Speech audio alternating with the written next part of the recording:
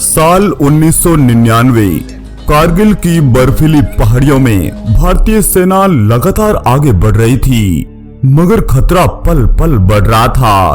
पाकिस्तान ने वादा खिलाफी करते हुए कारगिल की चोटियों पर कब्जा कर लिया था और यहीं पर बर्फीली पहाड़ियों से भारत के एक जांबाज ने ऐसा खत लिखा जिसे सुनने के बाद आप भी अपने आंसू रोक नहीं पाओगे।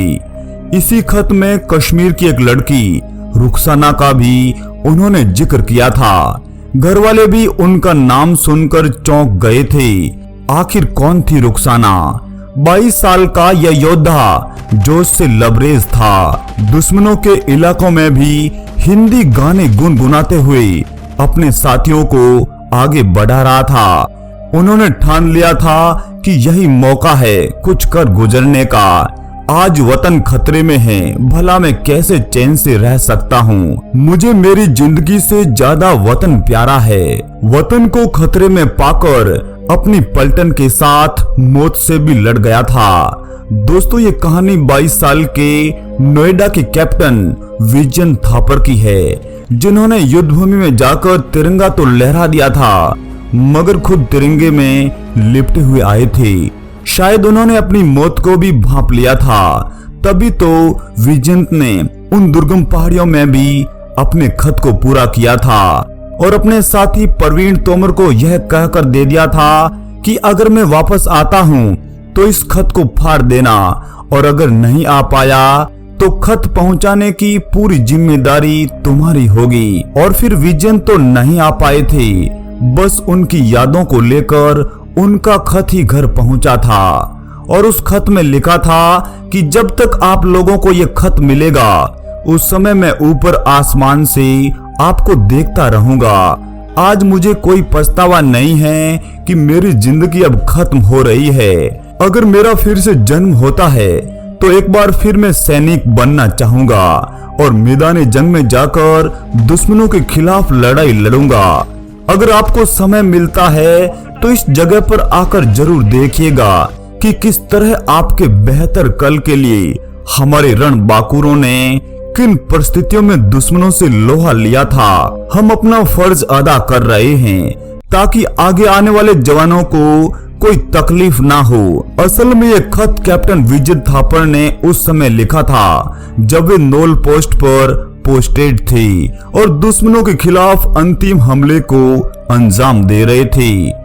कैप्टन विजयंत का जन्म 26 दिसंबर 1976 को हुआ था। उनका पूरा परिवार सेना में था। दादा से लेकर परदादा तक ने आर्मी को ज्वाइन किया था। जब आर्मी से पिता रिटायर हो रहे थे तभी उन्होंने आर्मी को ज्वाइन किया था। युद्ध में जाने से पहले विजयंत कुपवाड़ा में पोस्टेड थे। वहां पर आतंकियों के खिलाफ अभियान चला रहे थे। एक समय की बात है जब विजयंत थापर की कुपवाड़ा में पोस्टिंग थी। वह एक रुखसाना नामक लड़की से मिलते हैं। असल में रुखसाना एक बच्ची थी जो विजयंत के सैन्य शिविर से सटे स्कूल में पढ़ती थी। इसी बच्ची रुखसाना ने अपनी आंखों के सामने अपने माँ बाप को आतंकवादियों के हाथों कत्ल होते हुए देखा था। इस हादसे में रुखसाना की आवाज तक चली गई थी। कैप्टन विजयंत थापर अक्सर उस रुखसाना से मिलने जाया करते थे। चॉकलेट के साथ साथ उन्हें हर महीने 50 रुपए की पॉकेट मनी भी देते थे। विजयंत के प्यार का ऐसा जादू चला कि वह नन्ही बच्ची बोलने तक लग गई थी। और आज जब उनका खत आया तो उसमें रुखसाना का भी जिक्र था। विजयंत रुखसाना को अपनी बेटी की तरह मानते थे और वे रुखसाना के निकाह में भी शामिल होना चाहते थे, मगर ये सपना उनका अधूरा ही रहा था। तभी तो उन्होंने अपने खत में रुखसाना का भी जिक्र किया था। तब थापर ने खत में लिखा कि अगर वे नहीं भी रहे तो भी रुखसाना को हर महीने पॉकेट मनी मिलनी चाहिए। अगर हो सके तो आप उनसे मिलने भी जाया करें। विजयंत के पिता आज भी उनकी ख्वाहिश पूरी करने हेतु हर साल कारगिल युद्ध की वर्षगांठ पर उन दुर्गम पहाड़ियों में जाकर उन शहीदों को नमन करते हैं और बेटी रुखसाना से भी मिलते हैं। असल में विजयंत थापर के फौज ज्वाइन करते ही पाकिस्तान से जंग छिड़ गई थी और उनकी यूनिट को कुपवाड़ा से कारगिल में बुला लिया था। और यहीं पर 17,000 फीट ऊंचाई पर मौजूद बर्फीली पहाड़ियों से दुश्मनों को उखाड़ फेंकने का टास्क मिला था। जहां पर पाकिस्तानी घुसपैठिए जमे हुए थे, उस जगह को नाम दिया था बर्बाद बंकर। इसी पोस्ट को जीतने के बाद ही तोलोलिंग पर चढ़ाई की जा सकती थी और इसी तोलोलिंग के करीब ही हमारा नेशनल हाईवे भी गुजरता था, जो पाकिस्तान के कब्जे में आ गया था और हमारी पूरी सप्लाई बंद हो गई थी। और यहीं पर विजिंद की बटालियन ने पाकिस्तानी घुसपैठियों को मार भगाया था। असल में यह तोलोलिंग की पहली जीत थी और यहीं पर कैप्टन विजिंद थापर ने खुद तिरंगा फहराया था। इसी जीत के दौरान भी विजिंद ने अपनी मां को खत लिखा था, जिसमें उन्होंने तोलोलिंग पर जीत का जिक्र भी किया था और उन्होंने बताया कि हम करीब 15,000 फीट ऊंचाई पर मौजूद है और हमारे जवान -15 डिग्री टेम्परेचर पर लड़ रहे हैं। मुझे भी अगला मिशन मिल गया है माँ, अब अगले 20 दिन तक हमारी बातचीत नहीं हो पाएगी, आप मेरा इंतजार मत करना। विजिंद थापर और उनकी बटालियन के लिए अगला आक्रमण बेहद ही मुश्किल था।